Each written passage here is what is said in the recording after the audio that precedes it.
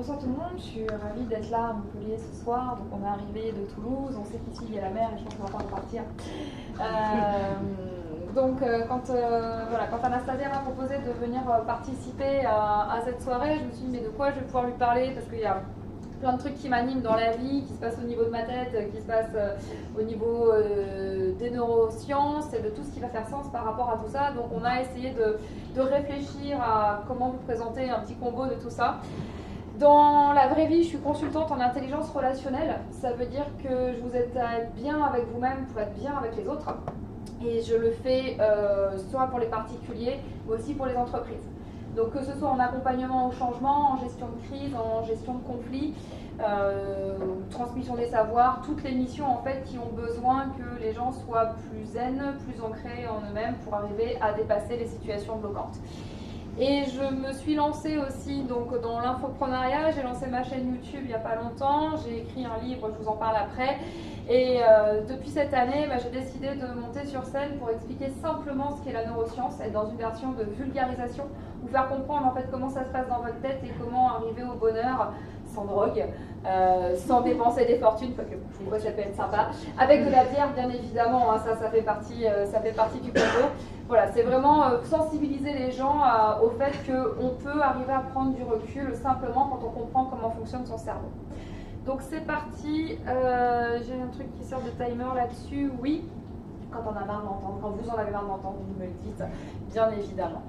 Alors au menu ce soir, Anastasia voulait qu'on parle de moi, on va voir ce que ça donne, on ira dans le cerveau, on verra quelques bases de la neuroscience, on partira dans le monde de la neurodiversité, je vous expliquerai ce que c'est, et on verra comment faire le lien avec l'intelligence artificielle. Vous ne me voyez pas, j'ai une bouille toute mignonne pourtant là-dessus, c'est la seule photo que j'ai trouvée comme ça. Donc moi, Claire Marie-Pierre Louisette Stride, je pense que c'est la première fois en public que je donne mon nom en entier, et je sens que ma vie va basculer ce soir, surtout avec le troisième prénom. Pourquoi commencer par moi? J'ai un parcours atypique et en fait, si aujourd'hui je m'intéresse aux neurosciences, c'est parce qu'à la base, je suis dyslexique, dyscalculique et surdouée. Alors, je ne sais pas si vous savez ce qu'est la dyslexie et la dyscalculie. Ça vous parle? Dyslexie, je confonds les lettres. Dire que le P et le B, ça m'a saoulé. Le M et le N, je vous en parle même pas. Les notions d'orthographe, au début, c'était vraiment obscur. Je ne comprends pas pourquoi on se met à faire des règles, c'est très compliqué. Et la dyscalculie, je confonds les 4 et les 7, les 6 et les 9. Si vous me donnez un rendez-vous dans une rue, vous me dites on se retrouve au 83, allez je sais pas quoi, moi je vais vous attendre au 38. 747, ça devient compliqué, on n'est pas sûr, tant que le nom de la rue est bon, ça va aller. Mais si le nom de la rue a des lettres compliquées, envoyez-moi un SMS, ce sera beaucoup plus simple. Et en fait, commencer dans la vie avec ce que l'éducation nationale appelle un handicap, moi ce que je vais appeler une richesse, ça a fait que dès le départ, j'ai dû commencer à réfléchir autrement. Et quand on est 10 comme ça, donc on parle de dysfonctionnement au niveau du cerveau, on fonctionne en stratégie de contournement. C'est-à-dire que je ne savais pas faire la différence entre un 4 et un 7, et pour y arriver, j'ai trouvé des techniques. Et je ne savais pas faire la différence entre le B, le V, le M et le N. Et pour y arriver, j'ai trouvé des techniques. J'ai eu la chance d'être accompagnée par une super orthophoniste quand j'avais 6 ans. Et ça m'a permis en fait de passer ça et d'être donc dans cette fameuse stratégie de contournement pour arriver à faire les choses autrement, mieux et plus simple, ça c'est ma petite version. Donc à partir du moment où on ne voit pas la vie de la même façon que les autres, ils vont bien s'imaginer que rien ne va être facile dans un monde où on essaie quand même d'être un peu standardisé, hein, on ne peut pas se mentir, où on a une notion de normes, où on a un rapport à l'échec encore très immature dans notre société française, ça n'a pas été évident de tout comprendre. Donc petite Claire ici présente que vous voyez à peine, ne comprend pas trop les codes sociaux, ne comprend pas quand il faut dire bonjour, quand il faut dire merci. Si j'ai pas envie de dire merci, on me fait un cadeau pourri, je ne vais pas dire merci. Si la personne a mauvaise haleine, j'ai pas envie d'aller lui coller une bise. Je suis sans filtre, je dis exactement ce que les gens ont absolument pas envie d'entendre. Autant vous dire que socialement ça passe pas bien. Ça commence avec la famille. Ouh, c'est quoi cet enfant? À l'école, c'est mais pourquoi elle dit ça? De la part des profs, je ne donne pas de détails. Ça a été assez compliqué. Donc je me suis rendu compte que entre le monde qu'il y avait dans ma tête et le monde qu'il y avait à l'extérieur, c'était pas le même. On m'a menti au départ. C'était pas du tout la même chose. Et j'ai eu besoin J'ai vraiment eu besoin de comprendre. J'ai eu besoin de comprendre pourquoi, quand moi je vois quelque chose de beau, les gens trouvent ça banal. Quand je vois quelque chose de triste qui vient me prendre au trip, on me dit ouais c'est bon, ça va, c'est qu'un hérisson écrasé, c'est pas bien grave quoi. Non, il y a un hérisson ou pas, il y a un truc là-dessous. Donc cette hypersensibilité, le fait de, bah voilà, de vivre, je dirais dans ma tête, dans un autre monde, je vais bien. Si quelqu'un d'autre m'a parlé à ma place, tout à l'heure on pourra en parler. Et l'envie de faire un show, l'envie d'être sur scène. Je suis sur scène depuis que j'ai 3 ans, parce que j'adorais ça. Et l'envie de partager, l'envie de vous amener dans mon monde, de vous montrer que mais il est trop bien mon monde, parce qu'il y a des bisounours et des licornes, et qu'on croit en l'être humain, et qu'on voit le beau dans chaque personne. C'est extrêmement difficile à vivre au quotidien, surtout quand on part en classe prépa. Surtout quand on part dans l'enseignement ensuite, parce que j'aimais bien être des difficultés dans la vie. Alors, à la base, moi, j'ai fait des études d'histoire. Mon premier job, je suis ingénieure d'études et je décrypte des parchemins anciens du 10e au 14e siècle. Ça sert absolument à rien. Ça fait bien dans les dîners, hein. Je peux me la péter sur des textes en bas latin. Personne ne sait que le bas latin existe, ce n'est pas un latin qui se trouve ici, l'autre version du latin. Mais en vrai, ça sert à rien. C'est-à-dire que vous croisez peut-être 15 personnes dans votre vie avec qui vous allez pouvoir vous prendre la tête pour savoir si la charte de l'abbaye de je sais plus où, au fin fond du Limousin, tu vois, c'est compliqué, peut servir à telle ou telle chose. Et fondamentalement, c'est pas facile. J'étais assez fière de moi d'arriver en tant que dyslexique à décrypter des écritures anciennes. Avantage, en latin, on écrit en abrégé. Donc c'est super bien, il y a 4 lettres pour faire un grand mot, ça passe. Et c'était pas ça. Et j'étais toujours pas heureuse, et avec les amis c'était compliqué, avec la famille c'était compliqué, et les amours, ça pourrait faire 3 shows à mon avis. Besoin de comprendre. Je me rends compte que depuis que j'ai 12 ans, je sais naturellement aider les gens à apprendre simplement. Grand moment d'émotion, remettez-vous, vous êtes en 5e, c'est le conseil de classe du 2e trimestre, et un de mes potes vient me voir et me dit je vais me faire tuer, je vais certainement redoubler, il faut que tu m'aides en maths parce que j'y arrive pas, toi tu arrives à tout faire, sauve-moi. C'est bien que les parents assassinent les enfants qui redoublent, hein. C'est les titres de la presse. Donc mon pote était complètement catastrophé, je regarde, qu'est-ce que je te dis, moi je comprends pour moi, mais je ne peux pas comprendre pour toi. J'avais déjà compris qu'on ne comprenait pas tous pareil. Et je dis ok, on va essayer. On va essayer, je dis ben voilà, moi je comprends ça comme ça, ce que le prof dit t'oublie. Moi je comprends ça comme ça, toi qu'est-ce que tu comprends?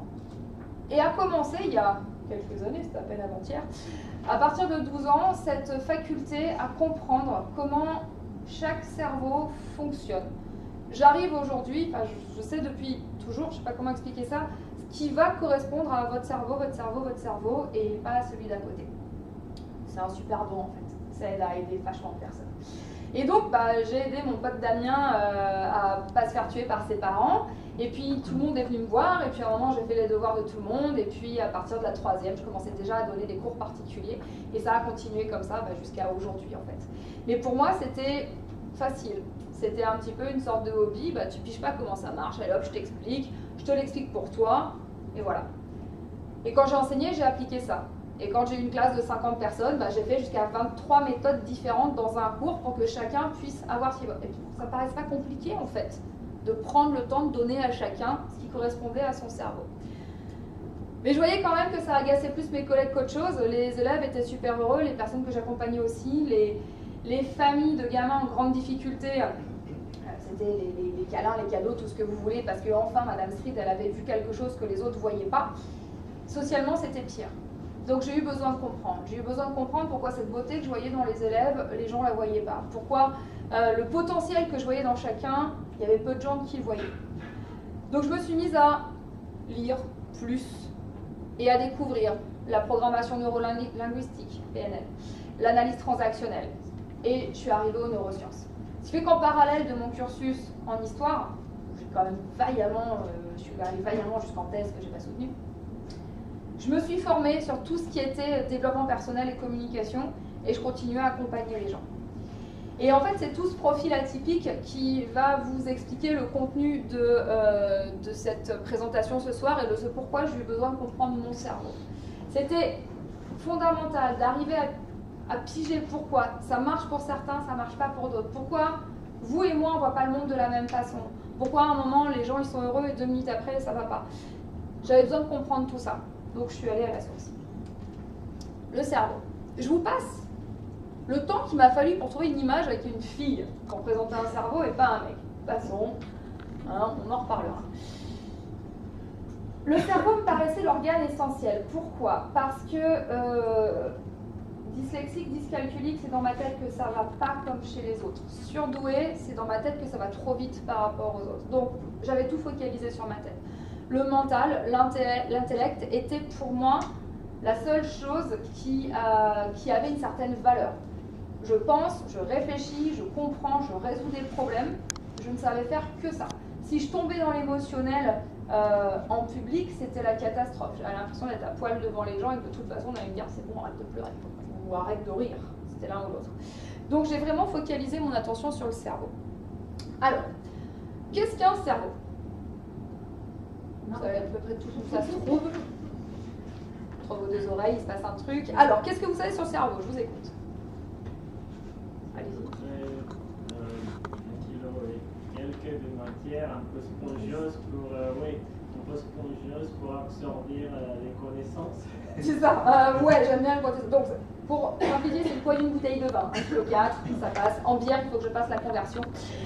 1,4 kg, effectivement, d'une matière un peu gluante et dégueulasse, il faut bien se le dire, hein, donc on a besoin pour tenir les neurones. Le cerveau, ce sont des neurones et de la gelée comme les bonbons Haribo autour. C'est celui Giliac, là, mon côté dyslexique fait que j'arrive pas à retenir le nom. Et en fait, ce sont ces neurones qui nous permettent d'être debout devant vous aujourd'hui, de vous parler, d'être en interaction, d'avoir mes sens qui regardent un petit peu tout ce qui se passe autour et de faire plein de trucs en même temps. Oui, même vous, messieurs, ça fonctionne aussi, il n'y a aucun souci. Et le cerveau, en fait, est quelque chose d'assez épatant. Alors, il y a plein de... comment dire? On a tous entendu que soi-disant qu'on n'utilisait que 10% de notre cerveau, on a vu des films qui nous disent plein de choses intéressantes là-dessus. En fait, on ne sait pas. On sait qu'il y a plein de zones dans le cerveau qui sont activées à des moments différents. On n'est jamais, c'est pas comme si on n'avait que 10% qui s'allumaient en même temps. On a plein d'endroits qui s'allument à des moments différents. On n'est pas sur une activité de la totalité des zones à 100% en permanence. Et je ne sais pas si on aurait intérêt à le faire. Quelques chiffres sur le cerveau. Donc, vous avez évoqué le poids 1,3 kg, 1,4 kg à peu près. Pour vous donner une idée, vous pouvez rassembler vos points comme ça. C'est à peu près ça. Votre cerveau, il fait à peu près cette taille-là. Quand j'ai vu ça, j'étais hyper déçue. Je me dis, attends, c'est si petit. Je suis plus intelligente que ça, quand même, faut pas déconner. C'est pas si petit que ça. Donc, c'est à peu près cette taille-là. Et quand on essaie de le mettre là, on se rend compte que si, ça passe en fait. Ça a l'air proportionnel. Donc voilà, c'est ce petit truc-là qui fait à la fois des merveilles et des catastrophes pour le monde entier. La puissance du cerveau au repos, c'est entre 10 et 40 watts. Il faut savoir que le cerveau est un très grand consommateur d'oxygène. Je crois l'oxygène consomme à peu près 20% de tout ce qu'on absorbe. Donc c'est pour ça que vivre dans un air sain, ça peut servir. Hein, c'est pas mal. Vous êtes au bord de la mer, vous n'avez rien à dire. Autre chiffre par rapport au cerveau, donc des neurones qui se baladent dans la gelée avec des connexions. C'est là où ça devient intéressant. Pour un neurone, on peut avoir je regarde mes notes en même temps parce que je me mélange dans les chiffres, hein, on peut avoir entre 1000 et 10 000 connexions. Et c'est là où, pour moi, je me suis perdue toute seule.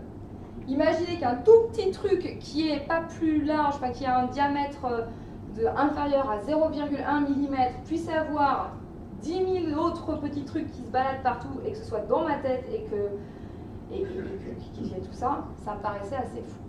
Et c'est tout ça, c'est toutes ces connexions qui permettent en fait de créer la vie, tout ça, d'avoir des idées.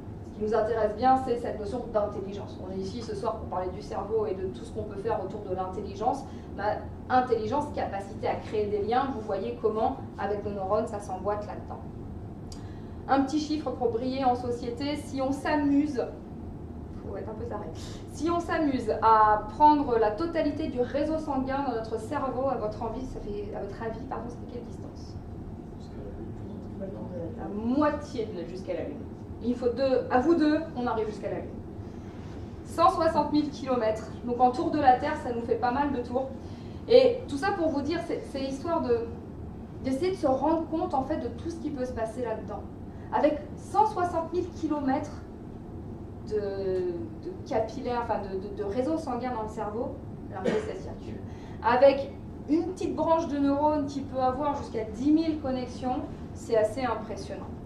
70 000 cellules de gelée Haribo pour tenir tout ce monde-là, 100 milliards de neurones à la naissance, on en perd plein. Tous ces neurones, comment ça fonctionne?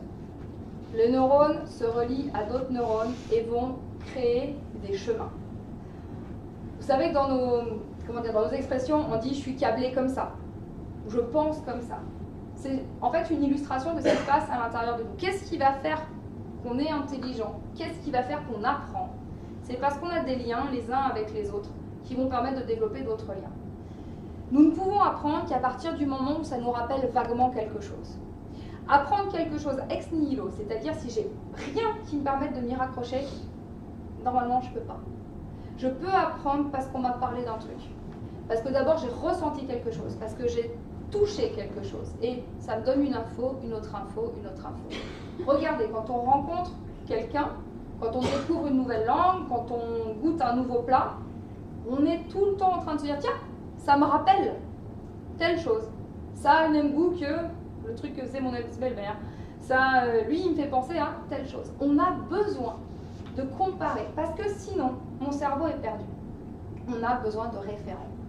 Si je commence à avoir dans mon activité neuronale une info qui arrive, et que je ne peux pas raccrocher à une case, je suis perdue. Donc, tous mes neurones, là, vont créer des schémas pour tout ce que vous savez, pour tout ce que vous ressentez, pour tout ce que vous voyez, ce que vous percevez consciemment et inconsciemment. Des tonnes et des tonnes et des tonnes et des tonnes de data qu'on n'est pas encore capable d'aller traiter jusqu'au bout. Ce qui est intéressant, c'est que ces neurones, on les a certes dans le cerveau, mais on les a aussi où? Dans la moelle pinière.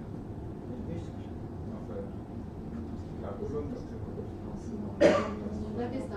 Les intestins, c'est pas l'estomac, dans les intestins. Ah, juste après, l'étape d'après. Dans les intestins, au niveau du cœur. Moelle épinière, vous me mettez un doute. Non, le bulbe rachidien, oui, descend jusque-là à quelques neurones, mais après, il y en a plus derrière.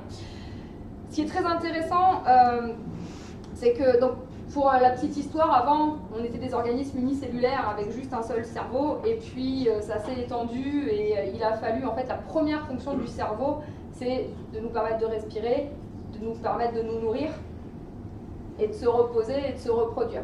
Donc au début, où on était tous un organisme unicellulaire, non pas dans le ventre de notre mère, mais à la naissance de la vie, il y avait un gros cerveau compact. Et puis après, ça s'est délité en deux parties pour qu'on ait des neurones au niveau de la digestion qui fassent le job pour digérer, prendre tous les nutriments, et puis le truc qui donne le commandement.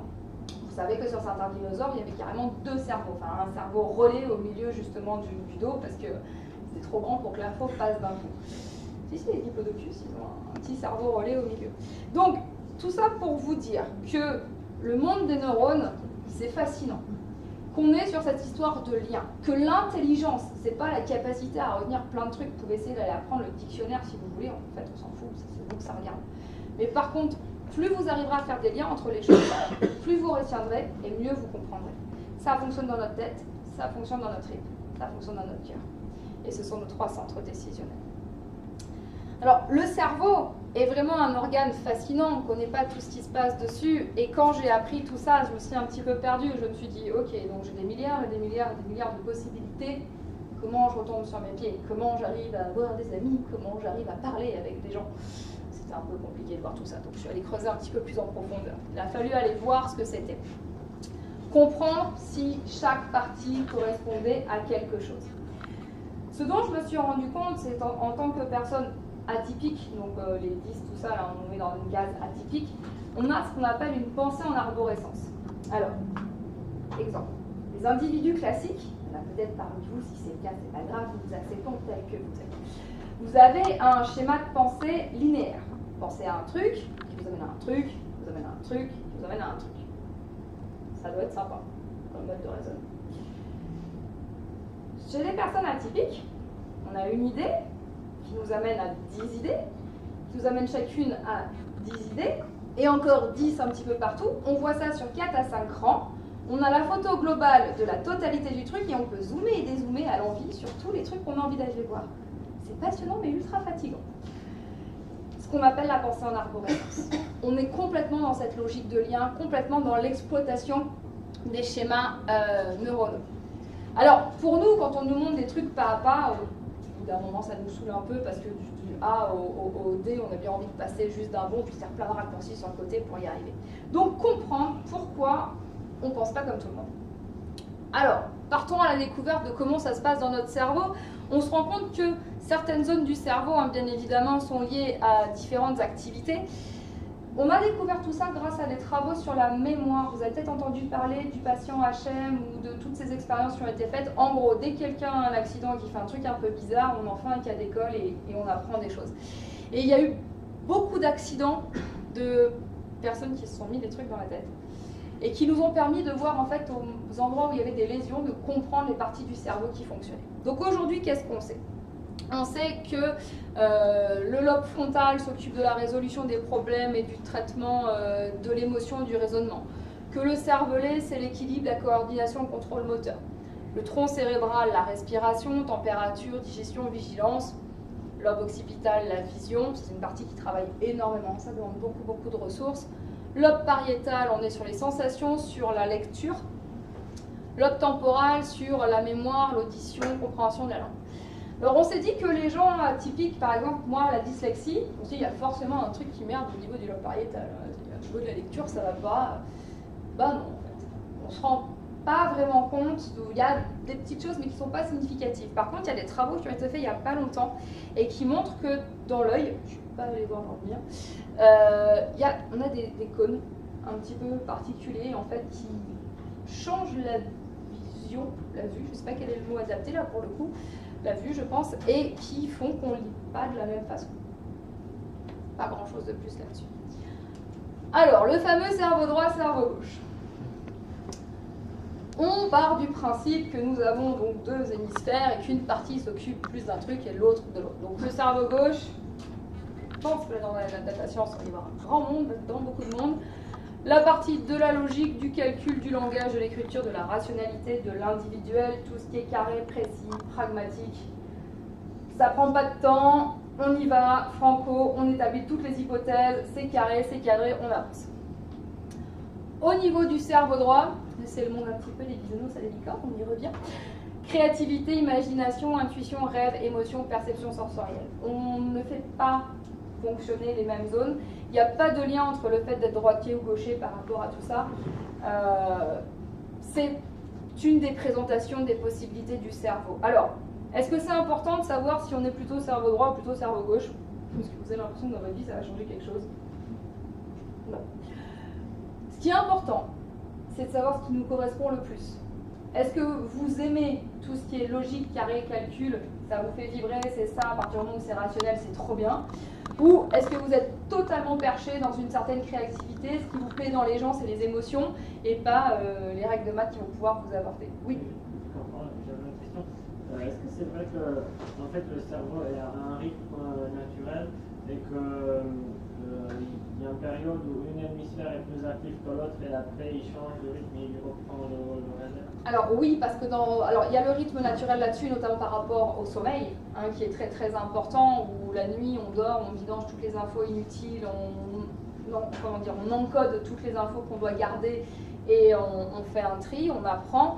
Après, dans la journée, je ne saurais pas répondre à votre question. Je pense qu'on peut aller gratter encore par rapport à ça. Ce qui est sûr, c'est en fonction de ce qui est sollicité. Il est évident qu'en fonction du métier que vous faites, que vous soyez plus cerveau droit ou cerveau gauche, vous allez quand même avoir besoin d'aller regarder, voilà, si on vous demande de coder, si on vous demande comment dire, voilà, de parler en Python, en machin, tout ça, c'est créativité peut-être limitée. Je ne sais pas, mais voilà. Pardon, je pose un présupposé. Je vais changer de sujet tout de suite. Mais voilà, il y a des moments où dans la vie, vous faites plus fonctionner le cerveau gauche et d'autres où ce sera plus le cerveau droit. Ce qui est intéressant aussi par rapport à notre cerveau, c'est de voir comment il est relié aux parties de notre corps et de voir quelles sont les parties du corps qui sollicitent le plus de connexions neuronales. Sur cette représentation, vous voyez à peu près tous les organes et les membres, et on se rend compte que les mains prennent énormément de place dans la plasticité neuronale. La plasticité du cerveau, c'est sa capacité à évoluer et à changer les connexions. Je vous ai dit tout à l'heure qu'on avait 1000 milliards de neurones à la naissance et qu'on en perdait. En fait, on a des neurones qui meurent tous les jours. Ne pleurez pas. Ne pleurez pas. Parce qu'on peut créer des nouvelles connexions. Alors, la légende raconte qu'à partir de 18 ans, les filles ont les neurones qui meurent et qu'à partir de 21 ans, les mecs aussi, et que c'est irréversible. Non. Nous avons effectivement des neurones qu'on perd, mais nous avons des nouvelles connexions qui se font. Et en gros, ce n'est pas le nombre de neurones qui compte, c'est le nombre de connexions. Encore une fois, c'est ça qui va nous permettre d'apprendre, de continuer à se développer et d'aller plus loin. C'est quand même très intéressant de regarder sur ce schéma que la bouche, la langue, les yeux, les mains prennent énormément de place dans la plasticité neuronale. Et les nouvelles technologies que nous utilisons influent là-dessus. Je suis tombée sur un article qui est lié d'une revue qui s'appelle Current Biology, qui explique que faire mumu sur les smartphones, scroller avec le pouce, travailler juste en touchant les écrans tactiles, ça a déjà commencé à changer l'organisation de notre plasticité neuronale. On a les zones de développement au niveau des mains qui changent. En gros, le pouce a beaucoup plus de connexions qu'avant. Le sens du toucher est en train d'évoluer et on mute, en fait. Notre cerveau est en train de muter par rapport à tout ça. Et ça, c'est super intéressant. Alors, est-ce que c'est bien ou c'est mal? Ça, j'en sais rien. Par contre, ce qui est intéressant, c'est de voir que on s'adapte à l'outil. Alors, est-ce que dans quelques générations, on va avoir un pouce plus plat ou un truc, je ne sais pas. Mais faites-vous vos fantasmes. Mais ce qui est important, en fait, c'est de se dire que on a ces organes qui prennent tant de place sur notre cerveau, on le fait évoluer. Notre hygiène de vie, notre environnement, nos habitudes, beaucoup de choses tactiles aujourd'hui, le fait de tenir un smartphone comme ça, tout ce qui est vraiment digital, change au sens touché, change la plasticité neuronale. Bon, tout ça c'était cool, mais ça ne répondait pas à mes questions. Du coup, formation en neurosciences. J'y crois, je suis allée à l'Institut de médecine environnementale à Paris et je me suis dit, voilà, j'ai besoin de comprendre maintenant dans mon cerveau comment mes choix et mes pensées se font. C'est bien cool de savoir que je peux rester debout et respirer. Ok, c'est un basique, c'est sympa, mais moi j'avais besoin de comprendre mes pensées. J'avais besoin de comprendre mes voix off, en fait. Pourquoi des fois j'étais triste et alors que les gens ne comprenaient pas. Pourquoi j'étais super contente et que les gens ne comprenaient pas. Et pourquoi quand j'aidais quelqu'un, le moment où la personne comprenait qui elle était, limite on pleurait tous de joie, quoi. Donc, besoin de comprendre ces choses-là. Dans la formation que j'ai faite en neurosciences, on m'a expliqué qu'on avait trois moteurs de décision, donc les trois parties d'évolution de notre cerveau. Tout d'abord, ça fait un petit bip ça? Ouais, super. Tout d'abord, la partie reptilienne du cerveau. Même cerveau que nos potes dinosaures dont je vous parlais tout à l'heure. Même cerveau qui est en ver de terre de 500 millions d'années. C'est pas la classe, c'est juste un petit peu plus gros. C'est le cerveau mature à la naissance. Quand le bébé sort du ventre de sa maman, le cerveau reptilien est mature. Manger, boire, dormir, être changé, c'est la base. C'est purement et simplement la base. Donc là, c'est je reste en vie. C'est mon cerveau qui me dit que quand je suis face à un danger, en gros, soit je décide de mourir, soit pas. 3 réactions et une action face au danger, la fuite, la lutte, l'inhibition. On verra, je vais venir un peu plus loin, c'est la slide d'après. Ou sinon, je gère la situation. Donc là, ce cerveau-là, c'est le truc qui va faire vie ou mort. En gros. Quotidien, manger, dormir. Deuxième partie du cerveau où tout se passe par rapport à mes voix off, la partie limbique, paralimbique. Ici, donc là c'est le même cerveau que toute chose vivante, animale. Le cerveau du milieu, c'est la même partie que tous les mammifères. Vous ne regarderez plus jamais votre chat, votre chien, ou je ne sais quoi, qu'est-ce qu'on a d'autre comme mammifère, ou votre vache, de la même façon. Cette partie-là, c'est mon centre automatique.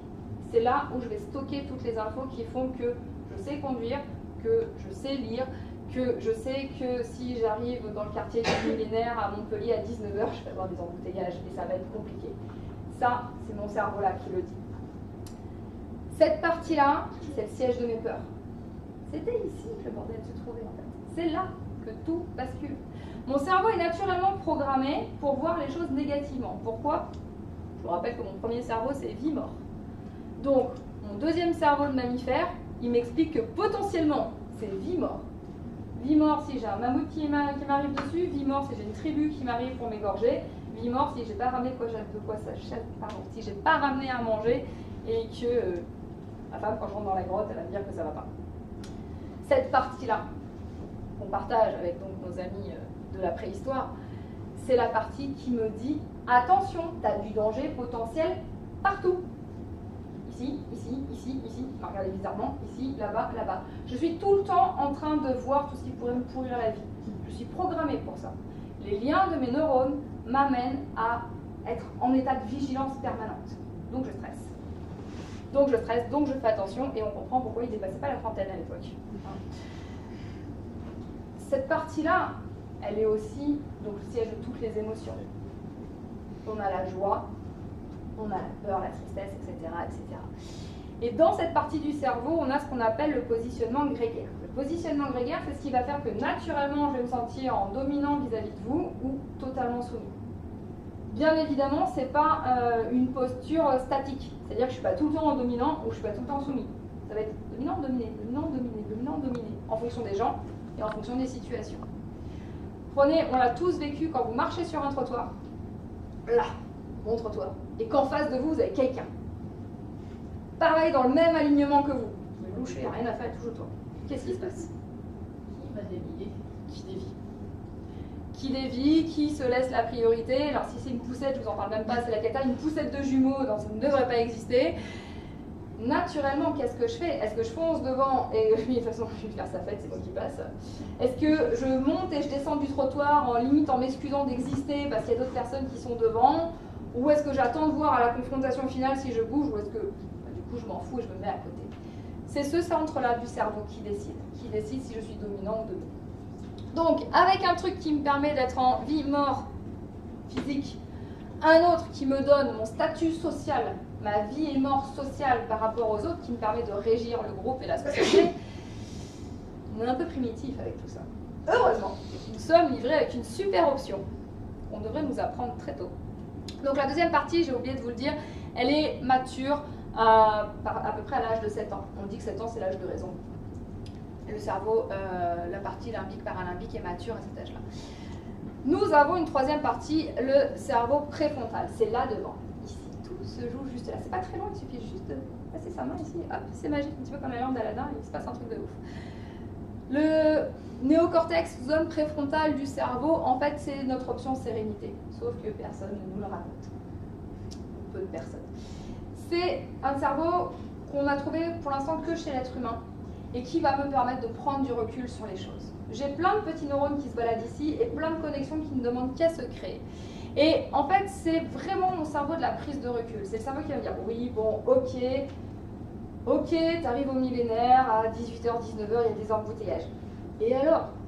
C'est pas grave, tu peux discuter, tu peux écouter un podcast, tu peux faire plein de choses, tu peux aussi décider d'arriver plus tard, c'est pas un souci. Et ce cerveau-là, qui va me dire que tout va bien, me crée des nouvelles connexions neuronales. En gros, quand j'ai une situation de stress qui arrive, c'est soit je pars en panique directement au milieu, soit je bascule devant en disant bah ça va, c'est pas la fin du monde non plus, ça va bien se passer, et du coup je vais rassurer mon pote de derrière. Et la bonne nouvelle, c'est que plus je fais ça, plus je crée des automatismes positifs. Comme quoi, on peut tous y arriver. Là, ça commençait déjà un petit peu plus à me parler. Là, je me disais, je comprends pourquoi mes pensées me pourrissent la vie et je comprends pourquoi avec les gens, on n'a pas les mêmes pensées. Parce que, effectivement, quand face au stress, j'ai 3 solutions qu'on retrouve dans la nature, hein, quand on se sent en danger, aller demander une gazelle ce qu'elle fait devant une lionne, peut être sûr qu'elle fuit. Quand vous avez deux mâles, 2 cerfs par exemple qui s'affrontent, ben voilà, on est dans la lutte, il y en a un qui va gagner, ou alors le repli, c'est vraiment ce qu'on appelle l'inhibition. En fait, l'inhibition, ça ne rentrait pas dans la case, c'est un contexte. Donc j'ai marqué repli. Vous savez, il y a ces animaux qui font semblant d'être morts. C'est ça, et c'est ce qu'on vit en fait, nous quand on est dans une situation de stress, mon cerveau, qu'est-ce qu'il me dit? Bah attends, quand j'ai pas de porte de sortie, c'est soit je fuis là, il y a la porte qui est ouverte, donc mon regard va regarder les fenêtres ou un moyen de m'échapper, soit je me dis, ah non ça va, c'est bon, tu viens pas me chercher, là, c'est moi le boss, soit je m'éteins. Et regardez le nombre de personnes qui en situation de stress s'éteignent. C'est l'inhibition, le repli sur soi à l'intérieur, je ne capte plus rien. Quatrième possibilité, quand on a basculé devant, là aussi c'était assertivité, autant vous dire que ok, on rentre beaucoup mieux dans la case. L'assertivité, c'est le fait d'avoir confiance dans soi et dans son propre jugement. Et ça permet justement cette prise de recul. Donc là, mon cerveau me paraissait moins obscur et je me suis dit, il y a de l'espoir. Il y a de l'espoir, je fais, ah, attends Claire, n'oublie pas, tu fais partie des gens bizarres. La neurodiversité, qui m'amène à travailler un petit peu sur plein de domaines différents, bah, c'est le fait d'avoir un cerveau qui ne fonctionne pas comme les autres. Ça, vous avez commencé à le comprendre. Je travaille avec un coach et comme je me suis mis à devenir moi-même, ma chaîne YouTube et mon livre sont pour les personnes atypiques, le coach avec qui je bosse m'a autoproclamé coach des gens bizarres, donc maintenant j'affiche ça avec le sourire.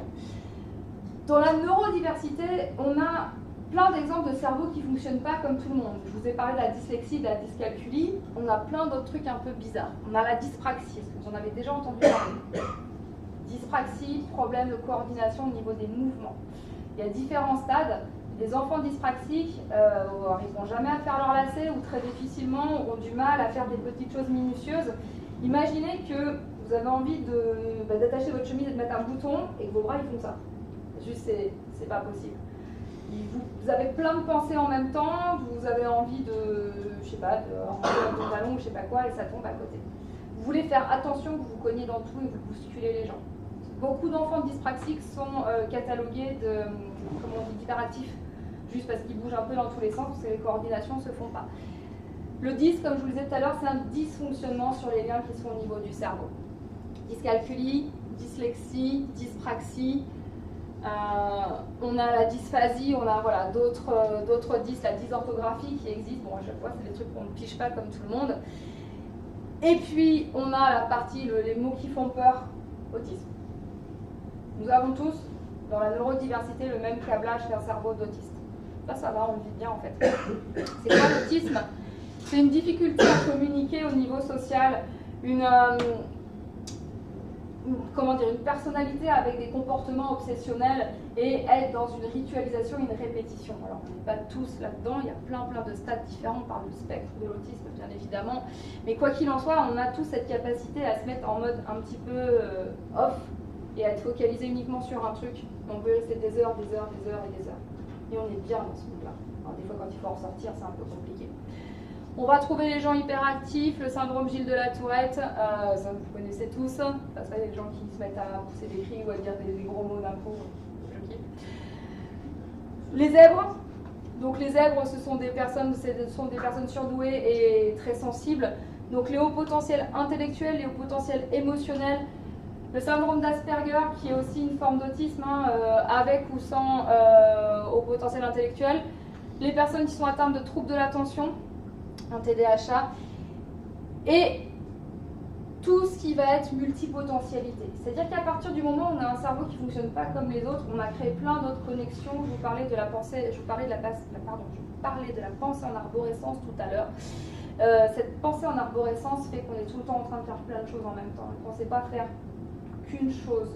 Ou alors si on fait qu'une chose, il faut qu'on ait étudié toutes les ramifications et qu'on aille jusqu'au bout du truc. Je voulais juste imaginer quand je fais ma thèse, heureusement peut-être quelque part que j'ai pas pu la finir parce que je sais pas si j'aurais su finir. Quand j'ai fait mon master, c'est maîtrise à l'époque, je sais pas si les gens connaissent ce mot ici. Quand j'ai fait donc l'équivalent de mon master 2, quand il faut finir, quand il faut arrêter de chercher sur un truc, en plus arrêter de chercher sur un truc et ouvrir sur une thèse, donc le truc ça s'arrête pas. C'est super difficile de dire stop. J'ai pas fini de tout contrôler, j'ai pas fini de tout maîtriser, je suis pas allée au bout du système, ça me va pas. Donc cette multipotentialité, le fait d'avoir ce dysfonctionnement, ça donne en fait plein de compétences et de richesses.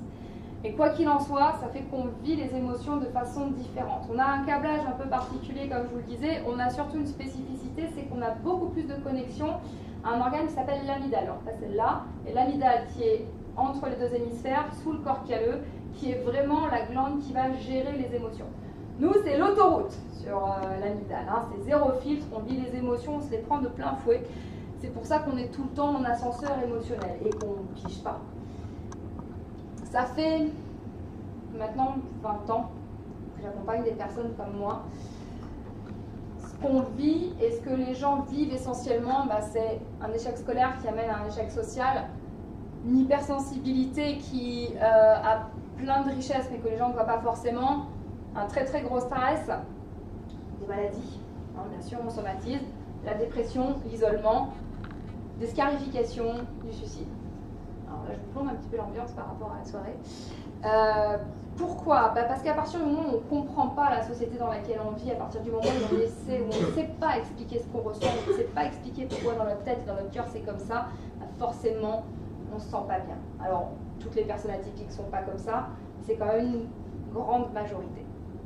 On est en ascenseur émotionnel permanent, hein. Je ne sais pas si vous avez vu ce dessin animé de Walt Disney, Inside Out, je pense vice versa en français. Regardez-le vraiment avec votre cœur d'enfant et revenez dedans pour voir comment se passent les émotions. J'ai compris que dans la vie, j'avais la main que sur 4 choses. Mes pensées, les mots que j'associe à mes pensées, les actions que je vais mettre en place et l'éthique dans laquelle je le fais. Tout ça pour arriver à ce chemin-là, qui m'a amené sur la méditation, la spiritualité, etc., pour trouver un équilibre. Mon intelligence est ce que je décide d'en faire. Mes pensées, mes émotions, c'est ce que je décide de vivre et la façon dont je décide de le vivre. Si je me dis qu'être en colère, c'est la panique et je vais devenir un monstre, je le deviens. Si je me dis qu'être en colère, je peux me dire que, en fait, non, je ne vais pas me laisser bouffer par la colère et je ralentis, ça va mieux. Alors, toute cette partie sur mon fonctionnement de cerveau pour comprendre un petit peu les relations avec les gens et comprendre comment on peut arriver sur cette notion d'intelligence artificielle. J'avais bien pigé l'intelligence classique, j'avais bien compris le fonctionnement du cerveau, maintenant je me disais, mais l'IA dans tout ça, est-ce que ça peut faire quelque chose pour nous, les personnes un peu bizarres, ou est-ce que ça peut faire quelque chose pour tout le monde? Alors, l'intelligence artificielle, c'est pas vraiment mon cœur de métier, donc pardonnez s'il y a des puristes dans l'assemblée, et pardonnez peut-être les boulettes monumentales que je vais dire, mais je vais essayer de pas trop en dire. D'après ce que j'ai compris sur l'IA, de façon tout à fait basique, on a 3 utilisations, c'est-à-dire une automatisation des processus, on répète des choses qu'on sait déjà faire. Dans le traitement de la data, on va être sur l'insight cognitif, c'est-à-dire que je vais essayer de prédire ce qui se passe. C'est un petit peu comme, je crois, sur Netflix, quand vous avez regardé des séries, ça vous dit, tiens, va regarder ça, t'as aimé ça, ça et ça, va regarder ça. Ça marche. On est sur ces logiques donc, de machine learning, c'est-à-dire, moi ça m'a épaté quand j'ai découvert ça, c'est des trucs qu'ils pensent tous et ils apprennent. C'est possible, c'est pas dans un cerveau et ça fonctionne en réseau de neurones et ça fonctionne et ça veut faire pareil. Donc dans l'insight cognitif, on est vraiment sur une analyse, on va dire, un petit peu plus poussée de tout ce qui se fait. On peut aller dans l'insight cognitif, si j'ai bien compris, jusqu'à de la reconnaissance d'images et de voix, et on peut être sur peut-être de la prédiction de comportement. Si on croise plein de données, imaginons, j'ai acheté des trucs sur Amazon et puis après j'ai regardé Netflix et puis j'ai fait les soldes sur vente privée. Si on regarde toutes ces données-là et si l'algorithme prend toutes ces données-là et les croise, il va pouvoir dire que je vais aller sur tel autre site et acheter tel autre truc. Bien évidemment, dans ma vie de tous les jours, je m'en fous, mais pour les gens dont c'est le business, c'est extrêmement intéressant. Et après, on a l'engagement cognitif. Là, c'est essentiellement tout ce qui va être chatbot ou assistant intelligent. Là, on a carrément une entité qui vous parle et qui essaie de répondre à vos questions. Alors, ça peut vous raconter quand vos poubelles vont être sorties ou quel restaurant aller voir, mais c'est ce qu'on essaie de trouver comme assistance de plus en plus optimisée. Je sais que la Croix-Rouge, par exemple, est en train d'essayer de développer un chatbot pour arriver à donner les premiers secours en ligne. Voilà. Donc, je me dis, waouh, on peut faire tout ça. On peut faire tout ça, et moi, dans ma vie de tous les jours, je suis là pour aider les gens à être bien avec eux-mêmes, à comprendre comment fonctionne leur cerveau et leurs émotions. Il y a peut-être moyen de mixer tout ça et d'en faire quelque chose. J'ai monté un projet qui s'appelle Skiom. C'est une ONG que j'ai créée il y a 9 mois. Et en fait, là-dessus, on réfléchit à comment changer la vie des personnes atypiques. Vous avez vu tout à l'heure, je vous ai parlé d'échecs, je vous ai parlé d'hypersensibilité, je vous ai parlé de difficultés d'intégration sociale. Et en fait, on a 3 projets. J'en ai un qui est passé à la trappe et 2 qui sont en lien avec le numérique. Le premier projet, c'est créer la première plateforme de génération de parcours d'apprentissage fait sur le modèle de la pensée en arborescence et qui prend en compte les émotions. J'essaie de vous simplifier le truc. Vous êtes un peu atypique, l'école ça vous saoule, ou même vous êtes un adulte et vous avez envie d'apprendre des choses, mais franchement lire un bouquin ça vous gave, regarder des vidéos ça vous épuise au bout d'un moment. Et puis quand vous commencez à regarder un truc sur Cléopâtre, en 10 minutes vous êtes arrivé au développement durable parce que pour vous c'est logique en fait. Bah, l'idée c'est ça, c'est de créer une plateforme avec un algorithme, s'il y a des gens qui sont capables de le faire dans la salle, ça m'intéresse, où toutes ces données vont être prises en considération. Vous vous connectez, vous dites qui vous êtes, vous rentrez certains paramètres, votre émotion du jour, le temps que vous avez envie d'y passer et le sujet que vous avez envie de développer. Et là, la plateforme va vous générer, va faire une curation de contenu. En fait, on est vraiment là dans les logiques de machine learning. On va avoir une curation de contenu et qui va vous dire, bah, ok, tu as 35 minutes à consacrer à Cléopâtre, et ben tu regardes d'abord telle vidéo sur YouTube, et puis tu vas aller mater tel site, et tu peux aller faire ça, ça, ça et ça. Et en fonction de votre humeur, ça va orienter tout ça. Pour nous, c'est fondamental d'être sur un outil qui donne cette précision parce que la personne va se sentir comprise. Ce qui est vraiment très très important, c'est de se dire, entre guillemets, qu'on est normaux et qu'il y a quelque chose ou quelqu'un qui nous comprend quelque part. Donc, premier gros projet, s'il y a des personnes intéressées, la création de cette plateforme. On fera un hackathon d'ici la fin de l'année, je vous en reparlerai, je choperai vos mails, je trouverai un truc pour vous parler de ce qu'on fait. Donc, être vraiment sur cette logique va transposer un peu le fonctionnement de notre pensée en arborescence, de notre hypersensibilité pour arriver à se cultiver de la façon la plus simple. Arrêter le barrage de l'accès à la culture quand on est dyslexique ou dyscalculique, etc. Deuxième projet, un serious game. Serious game pour mieux vivre son hypersensibilité. Pourquoi? Il y a plein de psys sur Terre, c'est vachement bien, il y a plein de coachs comme moi aussi, c'est vachement bien.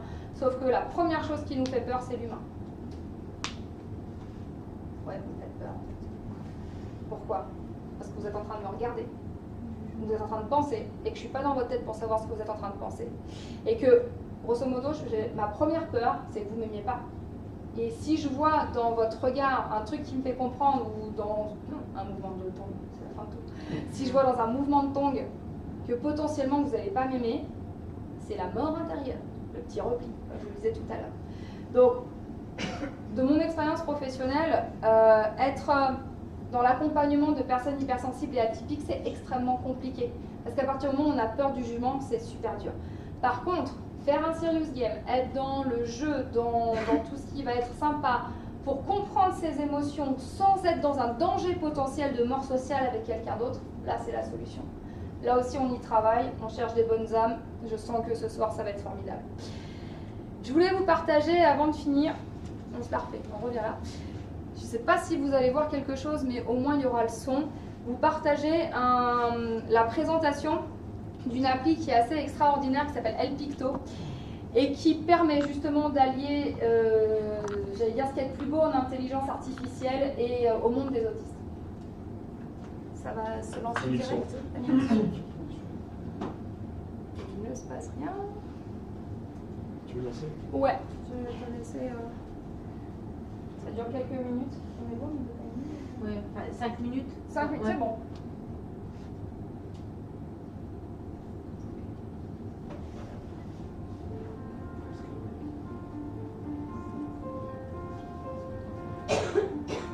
Arthur, c'est un autiste sévère qui n'a pas de langage, il a 15 ans. Les défauts de compréhension augmentent le niveau d'anxiété, ce qui peut donner lieu à des troubles du comportement ou alors à des destructions de l'environnement, des jets d'objets. Donc on va être dans une difficulté massive. Quand il s'énerve, c'est quand même qu'il n'a pas compris quelque chose ou qu'il veut quelque chose. Pour aider les personnes avec autisme à communiquer, il y a des images Donc ça peut être des photos, des pictogrammes. Le classeur, le PEC, c'est pas quelque chose d'évident, de facile. On n'a jamais la bonne carte elle est perdue, elle est tombée sous le fauteuil. D'où l'intérêt pour lui de communiquer avec El Picto. Le départ d'El Picto, c'est des discussions que j'ai eues avec Karine, qui avait mené depuis quelques temps, et c'est deux. Excuse-moi. Je vais le mettre en plein écran et j'ai raté mon coup. Et l'assistant, c'est plus ce que c'était. Ouais, je suis désolé. J'espère que ça va pas repartir au début. On ne pourra pas avancer. Sinon, on sort du monde étendu. Bien sûr, direct. Dans le club, et qui vont permettre d'exploiter des choses qui étaient très... que j'ai eu avec Karine, qui avait mené depuis quelques temps, et c'est devenu possible depuis quelques mois. Microsoft a développé ce qu'on appelle des cognitive services, mis à disposition dans le club, et qui vont permettre d'exploiter des choses qui étaient très difficilement exploitables auparavant. De la reconnaissance d'image, de la reconnaissance vocale et des traducteurs automatiques de langue. Et ça, c'est important parce que c'est nous donner la possibilité à nous, PME, d'accéder à ce qui se fait de mieux en matière d'intelligence artificielle. Je parle, je donne une information à Arthur et elle est traduite par l'application El Picto instantanément en pictogramme et après d'une façon orale. Va t'habiller et te brosser les dents.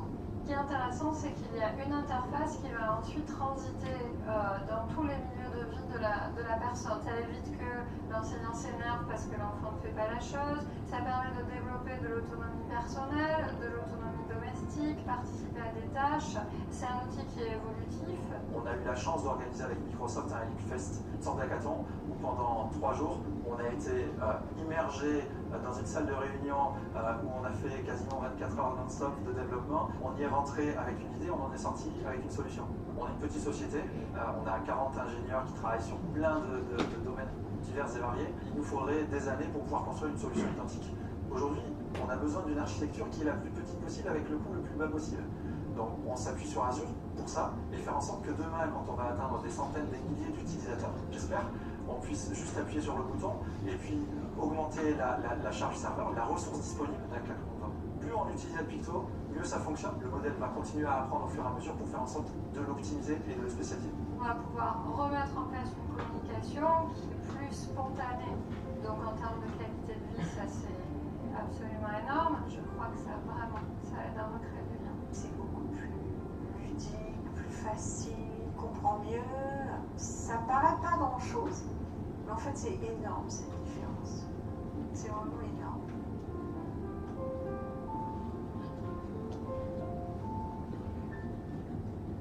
Donc, Varié, automatique de langue. Et ça c'est important parce que c'est nous donner la possibilité à nous, PME, d'accéder à... Voilà.